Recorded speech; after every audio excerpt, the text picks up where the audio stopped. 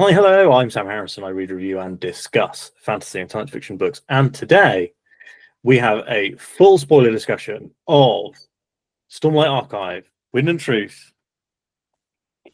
Today we are talking about days 3 and 4. So kind of the second 20% of the book, I guess. And we're also talking about the interludes, so the ones between 3 and 4, which are 3 and 4. And 5 and 6 at the end. So, no, it's 5 and 6, and then 7 and 8. Oh, crikey! Yeah, so we're talking about those interludes, the ones that Andre said. So Andre's here today with me. He is my Cosmere Consigliere. What is the job of a consigliere? This is not something we have across the pond, as it were. It's an American term. It's like a mafia term. It's like the right-hand man, I feel like, is the consigliere. Well, that'd be Italian. And Touché. I don't. If you say so. Speak Italian. I've not seen The Godfather, so my mafia knowledge. My mafia knowledge is incredibly limited. There's not like big swords and magic and crab people, so well, actually, if you watch Godfather 3, there are crab people. Oh boy. Okay, you got me on board. Tune in next week for our Godfather 3 discussion. Full mega spoilers for this one. We will also be spoiling, obviously, everything else in the Stormlight Archive. And there may be spoilers for other Cosmere books in here. So while we will try not to be like, and at the end of the Lost Metal, this happens, if it's relevant, we will discuss it. Mm-hmm. So just that's your big spoiler warning, that you kind of need to be ready to be spoiled if you have Cosmere spoilers. Yeah. Assuming you read everything, or not outright spoiling everything and anything, but we're gonna talk about if it's relevant, we'll talk about it. Yeah. Take what is it? Leave the gun, take the chowder. Sure. I always thought it was pronounced tutor. What? Because it's like no, CHOU, like out. I think in the audiobook they say tutor. No, they don't. I think they do. Absolutely. You have to take this one up with Michael Kramer. After we record this, I will go find mention of chowder in the book and find the chapter, and I will do my homework and report back in the next episode. But listener, if it is chowder, smash that like button. And if it's tutor, you have to just go reevaluate your life. And so we're talking about Wind and Truth today. I finished Wind and Truth at 1 a.m. this morning. However, the one thing you can be sure of is that we will not be talking about anything after these chapters. So we're going to be these chapters and these chapters alone. Mm-hmm. And I'm going to let Andre. It'll be an interesting balancing act, as I finished it Sunday night at about the 1 a.m. as well. But talking about our thoughts finding out the answers to all the questions we have and that are raised throughout the story. Luckily, I took a lot of good notes reading this time, so I could be like, okay, here's what I was thinking at this point, and here's when I raised this idea and this question. I'm not like, oh, when did I think of this? And then like accidentally spoil something that I didn't, that gets revealed 3 days later. So I'm going to let Andre lead this one because he has the detailed notes. Okay. So take it away. Yeah. So day 3, actually, I'm curious what you thought on just the day 3 like section page where just it tells you who the POVs are. Mm, Adolin, Zeth, Kaladin. yeah. Because day 2 ends with very explosive moment with the rifts, the anti-void light knife getting thrown into the perpendicularity, exploding, a bunch of people getting sucked into that perpendicularity, and then day 3, none of them are shown in Yeah. the POV list. How did you I feel thought about that? I thought that was smart Okay. because it leaves you with the tension for Mhm. what is happening to these characters. And I have to say, whenever when I look at the day heading and it's like Adeline, Kaladin, and Zeth, I'm like, wow, my 3 favorite boys. Let's go. Oh, you incorporate Zeth into one of your favorite boys. Okay. Even at this After point? this book, After definitely. this, sure, after this book. I Hey, we're talking about things after day 4. So I'm talking, yeah. the point you. From Oathbringer, Mhm. where we have the big change for Zeth. Sure. Well, Seth. It is Seth. It isn't Zeth. No, it's Zeth. It's is it Zeth? Yeah. Zeth, son I Volano, truthless of Shinovar, wore white on the day he was to do it to him. yeah. I found I always thought Zeth was cool. Yeah. And I liked the story that we followed of him through the series. Mhm. And Shallan was always my favorite character in all the previous books. But Shallan, I feel like Shallan has a lot of her character development in Rhythm of War. Like Yeah. a lot of big A changes happen there. big conflict. Like her Yeah. biggest conflict happens there. But Whereas, that's we'll talk about that later. yeah. But Because this is really the Zach's book, three isn't best it? boys. Yeah, so we start off with Adolin getting to Azamar and Azamir, and they're gearing up to fight off the Fuse offensive coming through Shadesmar and attacking the Oathgate. They need to hold off for 5 days until the rest of the armies from Emul and Tashik can march back from the previous battlefield that was in Rhythm of War. And I have, let's see. So in this first chapter here, that they have a moment where they say this would be his battlefield, a space well over 200 yards across with a control building at the center. And I believe they say something about it. They don't, but I immediately thought Adolin is the duelist. They're setting up this big, wide space. Adolin is going to have a climactic duel here. And it's going to come down to him just going, I don't know, maybe Skibbity the Monarch or, somebody, Adolin, in a duel. Did that stand out to you at all? Yeah, definitely. I think I felt like his story was going to be very much like the mano a mano confrontation. Like I almost felt like we were going to get like every story was going to have like a champion v champion story. Like Sure. at this point, that's where I was going. I was like, well, it feels like every story is It's not going to be. one contest of champions. It's It was going to be 5 4. or whatever. Yeah. And my feeling was it was going to be like, okay, so it's Dalinar versus Odium, Taravangian. It's going to be Zeth versus Kaladin, Okay. and it's going to You be. thought they were going to go against each other. Okay. I felt like there was going to be like something like at this Yeah, I point. mean, There's kind of the animosity, but also the like Kaladin just wants to help him. But I and thought this to was going to that be quite a dark point, ending. to that point, Kaladin, I actually did think like, okay, there's going to be a conflict here between Kaladin and Zeth because Zeth is his mission cleanse Shinovar, and Kaladin's oaths say I have to protect people.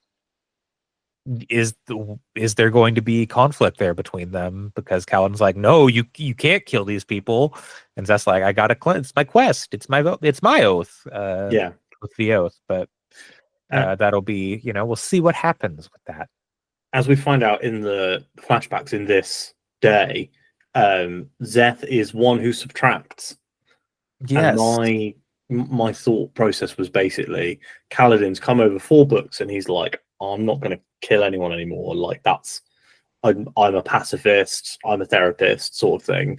And my theory was like, Zeth is going to see, when all you have is a hammer, everything is a nail you have to murder. Mm-hmm. And that was kind of like where I thought the conflict was going. Sure. And I thought, mate, because as I said before, I thought that this was going to be a darker ending for the book. Like my plan was, not plan.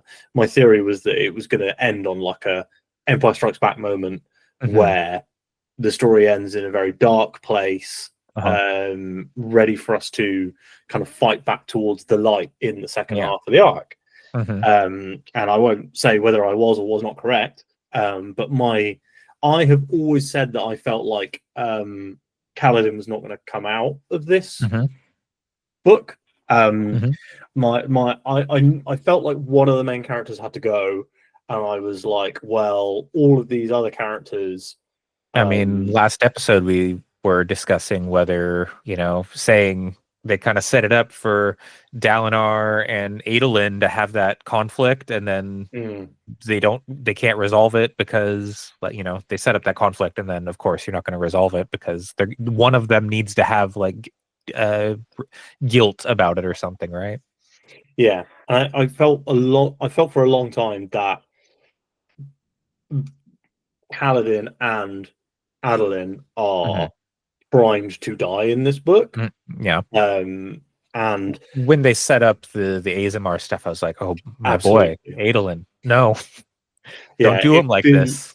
Yeah, it felt like when I was reading the Azamir stuff and like knowing, how dire that situation is and how hard it is, I was like, well, is the like end of Act 2 big moment that Azamir falls? I was like, but in my mind, I'm like, when we get to like book day 6, I'm like, is Adolin right? Go? Well, we'll find out when we get to day 6. We will, yeah. Cosmere is falls or not. But with Zeth, you mentioned Zeth is one who subtracts, and that is kind of a motif in this book. There's a lot of discussion, even Adolin in chapter 37.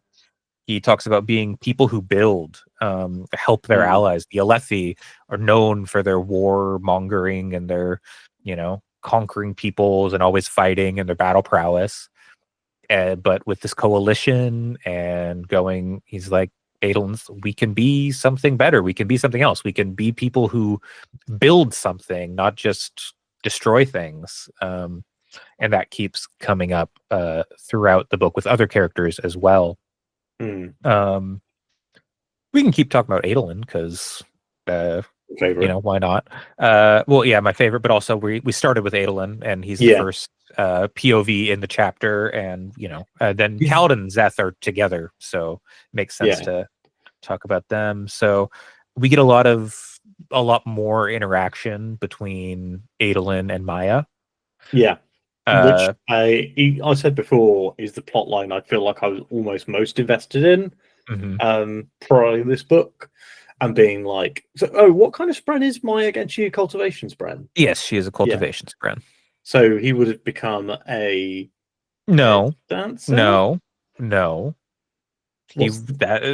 has nothing. It just his sword, the sword he received from his mother because she allegedly stole it from the Eyrie. It happened to be a cultivation Spren. It is complete happenstance. Has nothing to do with like who he is as a person.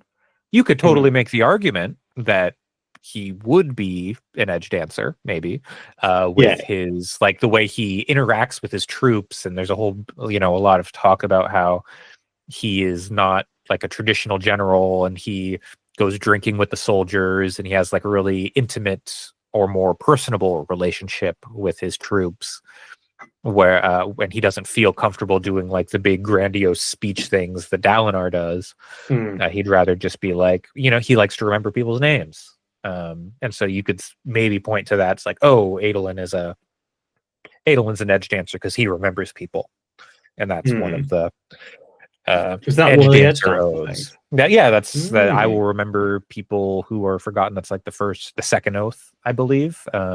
Lift swears that in her interlude in Words of Radiance. Because because Maya is a thingy.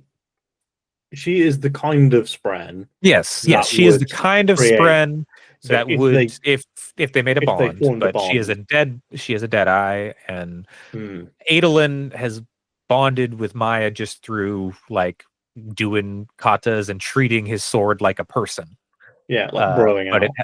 There is no bond there, and like he doesn't have any powers. But but we get they happen to be a fantastic match, like personality wise, because Maya spent a lot of time around soldiers and has kind of a soldier's demeanor and sense of humor.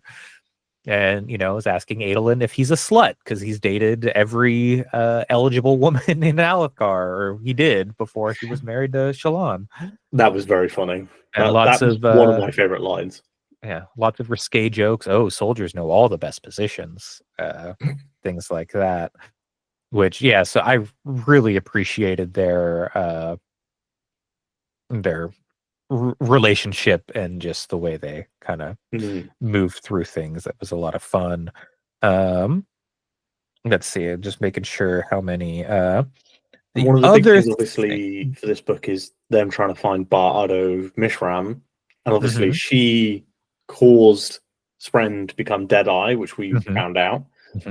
So there's a lot of there's a lot of me thinking like, well, this kind of feels like to me that they're gonna undeadeye the Deadeye Spren, and then Deadeye Spren, and then that will instantly make Adolin into an edge dancer. That's where I'm thinking. Yeah, sure. This book is going, and it's felt like that's where it was going. For the last few books, it's felt like that was the end. There was always kind of the push pull of like, come on, like Dalinar is like, come on, Adolin, when are you gonna be a Radiant? Like, come on, like everybody, if anyone, it's got to be you, right? But we'll get some more on that later.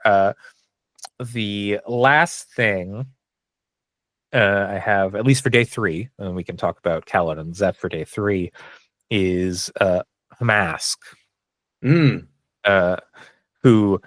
I was convinced at this point immediately is like, oh, this guy shows up and is like wants to be near Adolin super bad. It's like, this guy is absolutely a regal spy, a masked one who can do light weaving, and wants to get near Adolin, wants to like try and do some shady backstabbing stuff and like get him into a vulnerable position and act like backup, and then like push him over, and then he gets ganged up on and they steal his plate or whatever and kill him. Just immediately this guy started ringing bells for me. I felt like we didn't get enough. I didn't have that vibe, but I think that because you said to me later, you were like, "Oh, have you seen this dude? I think he's a bad dude." I mentioned that I just had a note and said this guy is a baddie. Yeah, I didn't tell you who. I just said he's a baddie. And we then when I got to that point, you were like, "Oh, do you think Hamask is a bad guy?" I think Hamask is a bad guy. Like, his name is Mask. I didn't say that. That would have, you know what? That would be so on the nose. But I felt like there hadn't been enough focus on him. For him to be, but you just set him up. You start, because at this point it's just like, hey, there's this weird guy who wants to be around you, right? And so you start setting that up. We'll see what happens with Hamask. Yeah, absolutely. Mask, right in the name. Yeah, and Adolin, obviously, or Adeline, the correct way that I pronounce it, is befriending Yonagorn a lot here, and we do see I guess that happens a little bit on day 3, but it's we a see lot the of setup conflict, don't stuff. we, with him and the general. Maybe. I feel like that's the first thing that happens when he gets to Azimir, is he's introduced to. Oh, sure, yes, General when guy. they're setting up, right? Zarb, Yeah, is a little bit of conflict with Zarb. What's his real name? Or his it's got like Gezamal or something, isn't it? Kushkam. Pushkam. Gezamal is his son. Yes, I believe that's right. And there's like some stuff about teaching yawning on towers, which sets up some stuff for later. There's some interesting stuff with towers, obviously, because we get. I mean, later in the book, I don't think this is a spoiler. We can say that the epigraphs are about towers. Mm-hmm. It's very, very interesting that the epigraphs are changing every day. Mm-hmm. That's always been like each part would change the epigraphs and the contents. Now it's just there's a lot more days, so they kind of go back to the previous books. For day 3, what are the epigraphs? Let's take a little peek-see here. My iPad is very low on battery because I was reading Jade City all day. Let's see. Book. Oh, it's the time is so the first one, the time has at last come for our stewardship to end. This one feels believe like a note or letter or something. So we don't know. Obviously the passing of the Dawn Shard was the first indication that this event was near. However, we find many other signs. I believe this is the Sleepless. That's why I had a note that just said Sleepless, and I believe it is because that's what I think these notes are. Is for that particular epigraph is the Sleepless talking. There's another epigraph for the chapter People Who Build, which was the impending events in Erie are another sign. And we'll talk about that in a couple episodes. Yeah. I did not care about the Erie at all. I absolutely know they existed, and then in this book, I'm like, I want to know more about the Erie. Because the design, like I'm a sucker for people with like metallic skin and like gold hair. That is like fantasy catnip to me. So I'm like, oh, I care about the Erie. But let's see. So yeah, people who build. Oh, another thing. I believe talking about May Aladar. Yeah, good character. And really liked her. So Adolin did not quote date her, but Aladar, who is a high prince who's been around since the Way of Kings, mentions to Adolin that May has been practicing with the plate and blade, and I thought that perfectly set her up to come in Adolin's plate and blade at the last minute and like save the day, save somebody. Yeah.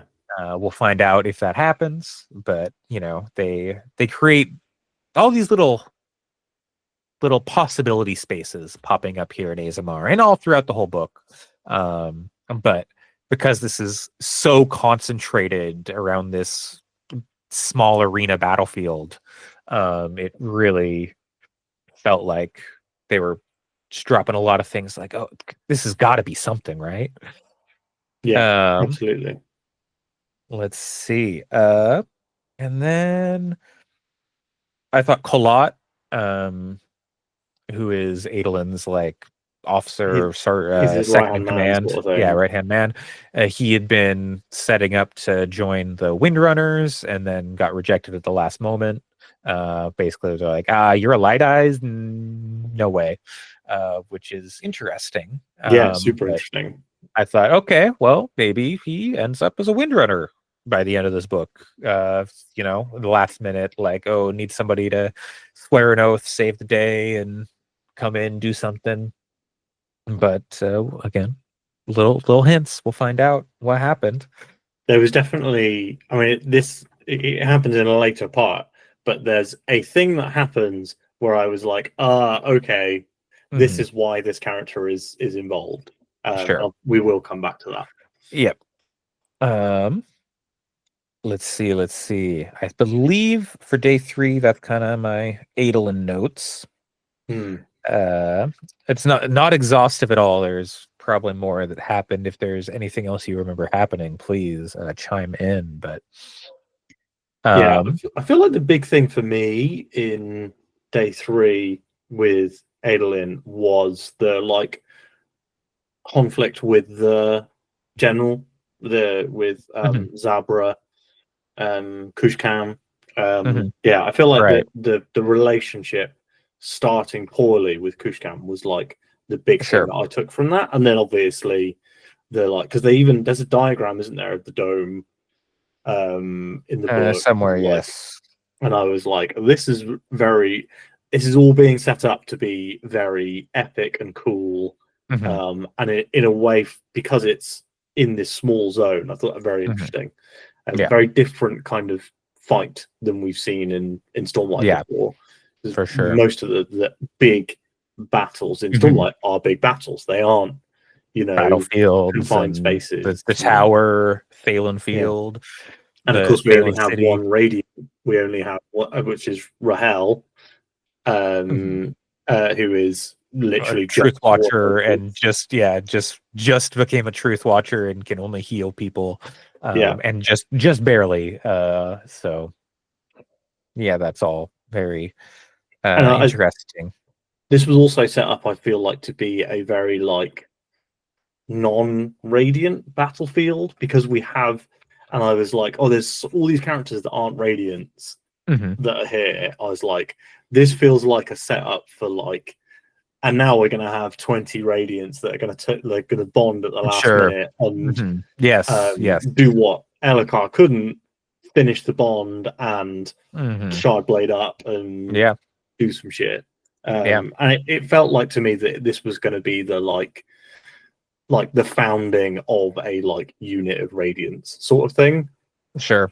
That's where I felt like, I mean, in 3 and 4, really, this is what I'm feeling about Adolin and the Azimir stuff is like there's something, is going to happen here. Adolin's going to swear, Kolat's going to swear, May, and, all this bad guy Hamask is going to swear an oath, and, all these people, something's going to happen. Yanagon, maybe, I don't know, but for sure. It definitely feels like, okay, something big's got to happen here. But what? But also there's like is Adolin going to come out of this, because his father and him have that conflict, and like narratively it seems like one of them won't come out of it. But Dalinar obviously is more important as a character to the overall framework. He's a protagonist character for Oathbringer, and it really made me feel like, wasn't Adolin going to die? Like, was that not that was the original plan? Yeah, Adolin was going to die in like Way of Kings, Way of Kings or something. He might have been planned to die at like the tower, maybe. I don't know if he's ever said exactly where, but Adolin was planned to die very early in the series and not be a POV character. But he made it at least until day 3 of Wind and Truth. So we have been talking about Adolin for quite a bit here, and we're only on day 3 still. The other thing happening is Szeth and Kaladin have made it to Shinovar, and they are looking for Szeth's homestead when they get there. Like where Szeth grew up. Szeth has been telling, the flashbacks are framed as Szeth telling the story of what happened to him in Shinovar to Kaladin. As they travel together. And let's see. Why did I highlight this? Why? I think I just liked these little... What? Oh, no, okay. Yeah, no, so there's a lot of great Nightblood stuff here in this chapter 35, Memories Like Wine. They're talking about Nightblood is kind of mentioning Azael and Vivenna, or Vasher and Vivenna, and says something. I'm not like a fleshy person. My brain, if I have one, is metal. I think that makes me slow to change.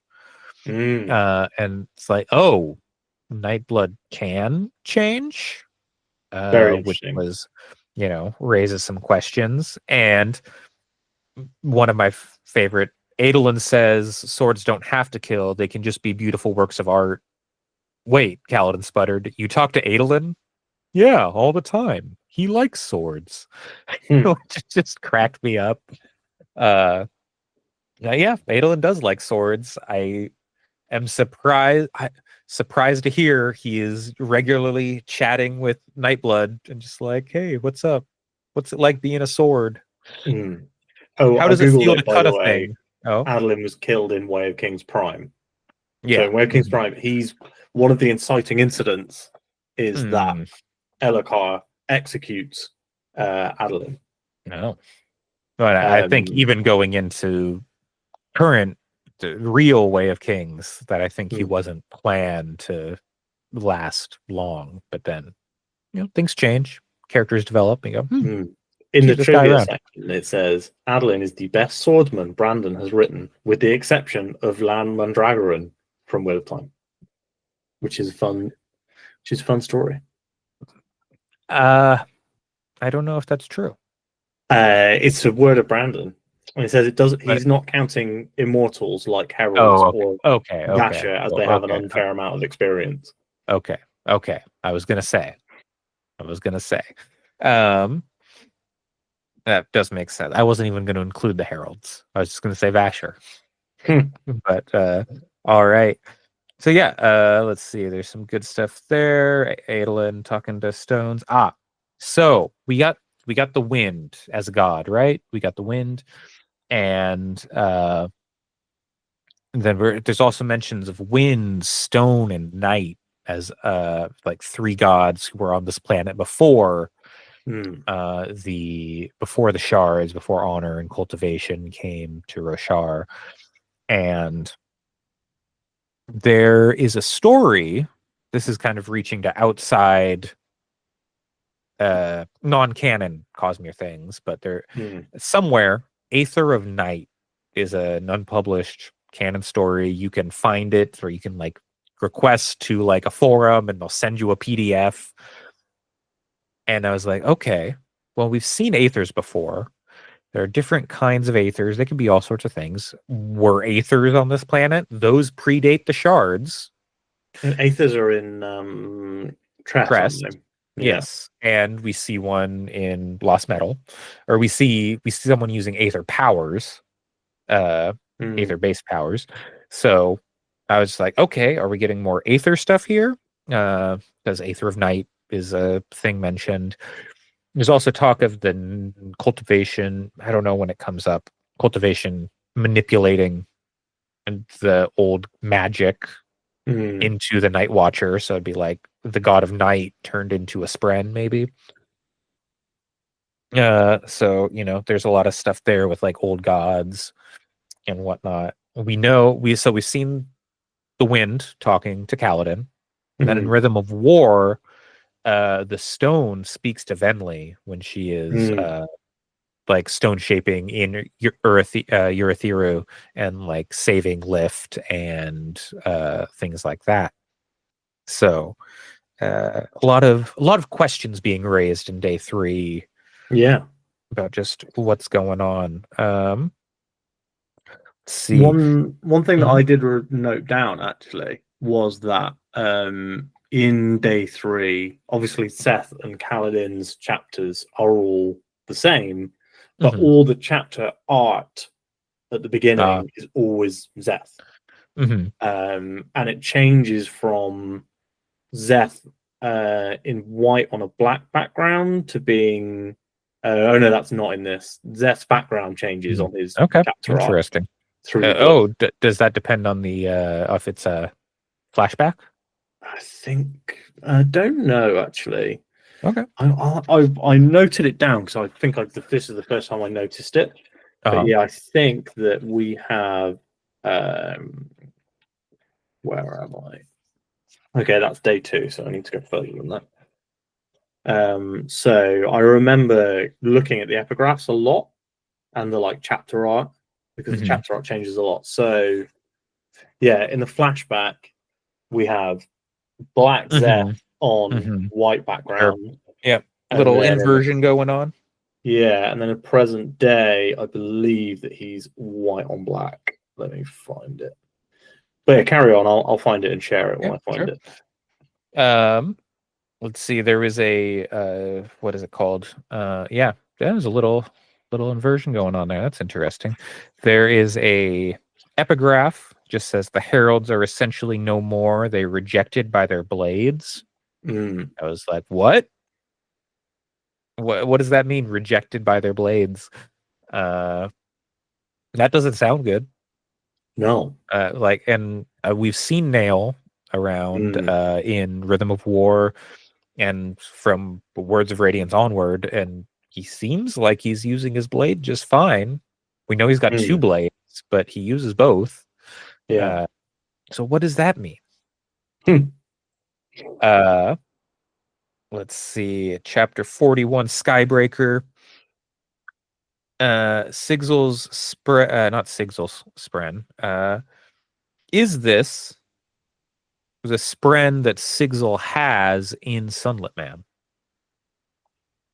Oh, because Zeth's on a Spren. Spren. Yes, because the way here he says, an excellent question. I am coming to genuinely like you, Squire. And throughout Sunlit Man, constantly calling auxiliary Nomad Squire. Ox is constantly calling Nomad Squire. So I didn't pick up on that, but my thought was like, you're not a sicko like me. No, you saying that then I'm like, well, is that just what all? Yes, there was also because we have so few. So that's why I said, we've not seen a high Spren on screen, have we? Apart from Orcs yes and 1 2 1 2 4. There's yes, exactly. Or at least not gotten any named ones. They don't like to be seen. So yeah, Nails high Spren has never spoken on page. Yeah. So and 1 2 1 2 4 or doesn't speak either. Let's see. Is this?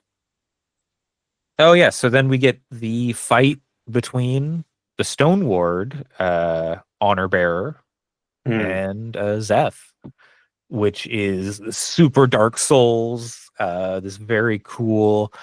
Zeth walks in to this temple, and then another person there, like, okay, let's do this. Very cool fight, very interesting, raises some questions. Why can this person do all of this and seem to not need any Stormlight or do way more? Zeth is like, this doesn't seem right. Raising a lot of questions. Because the Honor Blades, as we know, are less efficient, so they use a lot more Stormlight. Yes. Very interesting. And the monasteries where they are, where they have the fights, the walls are covered in gemstones which are infused. Yeah. So it allows Zeth to kind of go hog wild as well, which is fun. Well, and he's not allowed to use Division, his second surge, until his Spren says so. Which is funny. And then he gets to use it, and he's just like, blip, I destroy it, because he's practiced with it before, because he which has come up in the previous books, he trained with all of the Honor Blades, or all the ones that they had in Shinovar, which did not include the Bondsmith Blade. Or they just don't train everyone with that. Or the Skybreaker one. It's the Skybreaker one, or the what is the guy, this one, the one they're fighting. I can never remember Stone Ward Blade. I can never remember Stone Ward. I keep wanting to say Stone Walker, which is what the Shin people call people who live on west of the mountain or east of the mountains. Normals. Normies. But yeah, so we're seeing a lot of wild stuff that we've never seen other Radiants do, with like shooting up pillars of rock and moving around in there and whatnot. Very cool. But then when Zeth wins the fight, the body disintegrates, and even though not using Nightblood, using his shard blade, the body disintegrates, turns to black smoke, and also it speaks to him after he stabs it. It says, "Your family awaits you, pilgrim," which is like, that's okay. That's Dark Souls. Yeah. Kill a boss, go, your family awaits you. What? And like, this is like the first hint of him having to do this pilgrimage, right? Like, to take on all the honor bearers. I believe like, so, yeah. they just kind of turn up here, don't they? Because they fly into Shinovar and they're like, well, let's go to where Zeth is from. And so they end up going to this monastery because there's no one around. Yeah. So, yeah. Do we get the town stuff in this?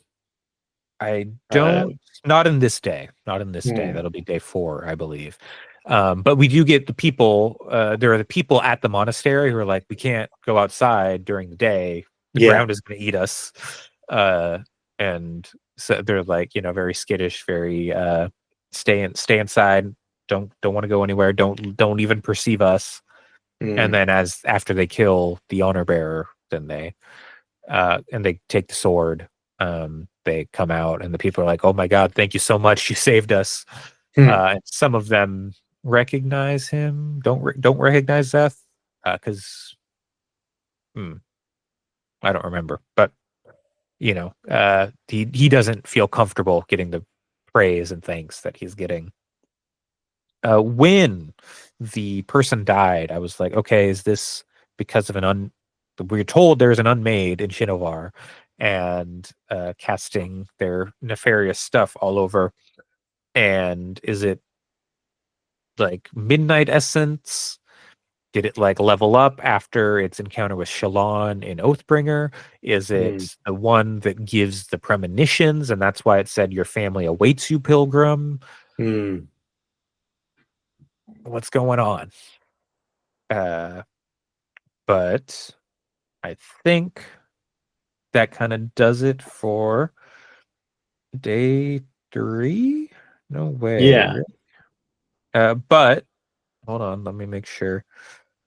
Is day yes, 3 isn't that is the day. Scene, is it? No, that's day 4. Yes, because I'm not seeing it, so I'm just making sure. Yeah, it's I do like Kaladin trying to make stew for Zeth. Yeah. And it just tastes like absolute garbage. but like, that's like, yeah, this is good. Because that's just like... I'd eat it again. Yeah. Very funny. Yes, that's some good stuff. And so after this, they learn, okay, we need to go on a pilgrimage. We need to visit all the towers and figure out what's going on. Because like we release these people. I've saved these people in this area. Part of my quest to cleanse Shinovar, I need to go to each tower and deal with whatever's going on there. Yeah. Maybe we should talk about the interludes. How are we doing on time here? Do we want to say we'll make day 4 a separate episode? Maybe, actually, because I think there's been... Yeah, I think it's because it's, number one, it's very fun for us to talk about this stuff. Yes. And I love talking about... both of us love talking about Adeline. Maybe we should do day 4 as a separate one, but talk about the interludes. So they talk about the interludes, then we got Backsil break, and then we'll talk about day 4 in a next episode, and we'll put that out a few days after this instead of a whole week, and then Yeah, I mean, twice there's a month. space in the schedule. And when we get to viewers, when we get to days like 4, 5, 6, 7, and 8, we will try and be a bit more on track and try and keep it closer to it. I think that's just going to be very difficult because more and more stuff starts happening. Day 3 had 3 viewpoints, and we, and the stuff that happens in the future days only gets wilder. Mm. But yeah, so ladies and gentlemen, Baxel, or I think as the British call him, Basil. Baxel is a new character. A lot of question marks here. What is up with Baxel? Walking around, seemingly mostly kind of invisible to other people unless they know to look for him. Wearing some sort of blindfold or like wrap over his eyes. In Azamir, which seems like a dangerous place to be when there's a war going on in the middle of the city. Hopefully the war doesn't expand beyond that dome, but that's the hope. Meeting Axes the Collector, who pops up every now and again. I don't think Axes showed up in Rhythm of War. Probably last time was an Oathbringer. Axes is an Amian. Their shadow grows the wrong way or goes the wrong way, kind of like they're in Shadesmar. They're collecting Spren. Like they're trying to find every Spren and catalog them in tattoos on their body. They can change their skin to look however they want, kind of. There's big questions around Axes and Amians. Big questions around Baxel. Sounds like Baxel is maybe a Dawn Shard. Baxel, it says here, introduced in The Way of Kings. Interesting. Baxel and Av were hired by Shalash to assist her in infiltrating homes and palaces with the goal of destroying artwork.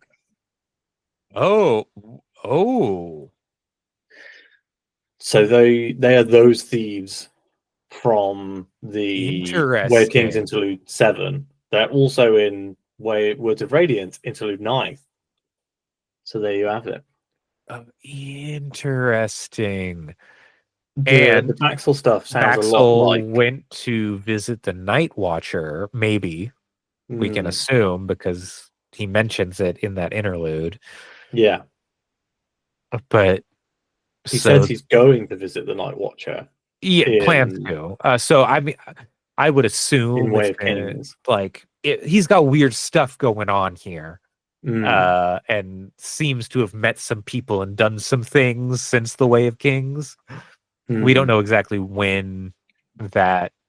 We also don't know exactly when that. Actually, that.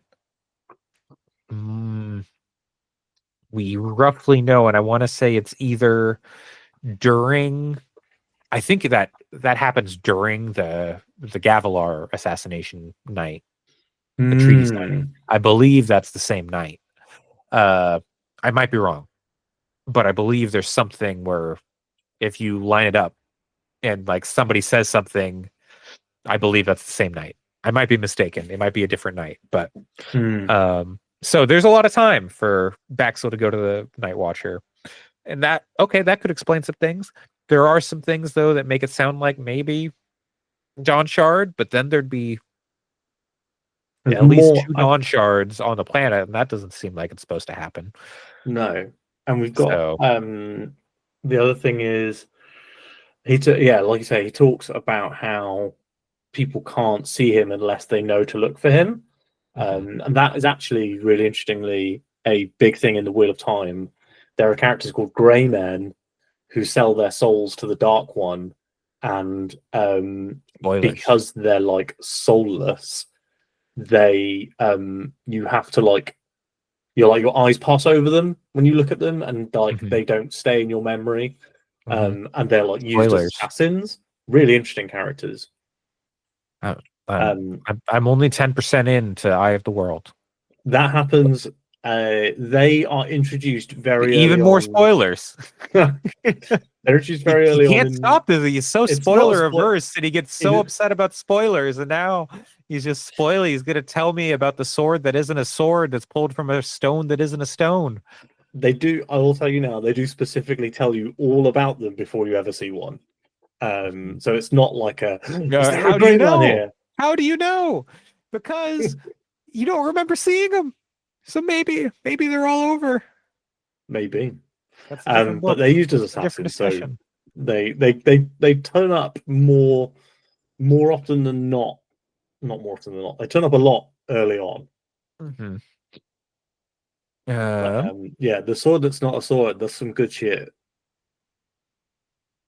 I'm just trying to see if there's anything else. Yeah, okay, so your old employer, he said the Herald. I did recall seeing that in the book and being like, okay, that's interesting. I did not connect it back to Way of Kings, though. And Words of Radiance. Yes. I did not connect it back to that. That's very interesting. Oh, Fun. Baxil is part of the crew, part of Lift's crew in. Is he?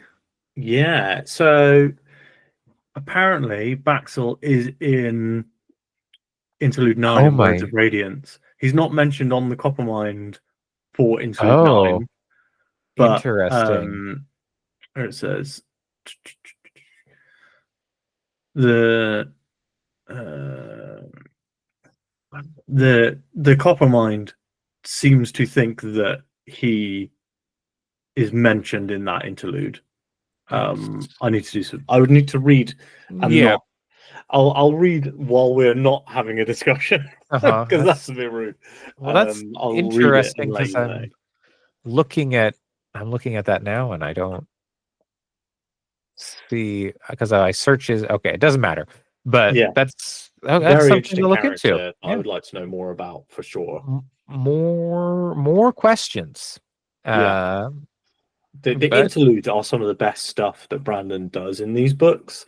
Like it's Mhm. where a lot of the Cosmere connections come from, but also I think it's where he starts to introduce really interesting characters, like Lift, for example. And Sam's like, number one hated character. I do hate Lift. However, I do think that she being introduced, like her introduction Mhm. in Mhm. Interludes is Before you obviously knew you were going to Risen. be seeing her constantly. Yeah, Risen Risen, was my fantastic. favorite interlude character. And obviously she's a lot more important now after Dawnshard. Mhm. Um, I really, really thought that we'll come to Risen later. Mhm. Yes, we'll talk But I about did Risen have in a I couple had a episodes. Risen theory. Okay, well, we'll wait till we get there and then we'll talk about Yeah. it. Uh, the last thing we have another Teravangian monologue or interlude, and this is after Teravangian decides I'm going to let the logical side of me and the emotional side of me take turns ruling and utilizing this power of odium. Um, let's see, he's thinking maybe I should end the war, maybe I shouldn't go through with all of this. He tries to reason with the power, like, hey, if we go overboard, we're gonna kill everybody, and then that's not good because then there's nobody left to give the emotions. Power doesn't care. Power has its own thing going on. Hmm. It can't. It doesn't see that far ahead. Um, he shows up. Oh yes, okay. So one, there's a mention of Ba'ado Mishram. Yes. So the power is like, I don't know, maybe Ba'ado Mishram wouldn't be so bad of a fit for me. If you don't want to Hmm. like go through and just destroy everything, maybe I should go with her. And I was wondering, can a Spren hold the power of, like, hold a shard, because they are made of the power, like from the power of the shards. So there's like kind of a chicken and the egg thing going on. It's quite interesting, isn't it? Because like, are Spren enough? You know, like humans obviously pre-exist the splintering of Adenalcium because humans Yes. splintered Adenalcium. Yes. And Spren are a post-splintering creation, but like, have they got enough about them Well, to yeah. be able to take on a Yeah. shard? And I do. Yeah. It does feel like, you know, that there is. Maybe. Yeah. But just, yeah, because they create, and then could God microwave a burrito so hot that God himself could not eat it? Like, Yes. it's like one of those questions. And could God create a being powerful enough to hold his own powers? I don't know.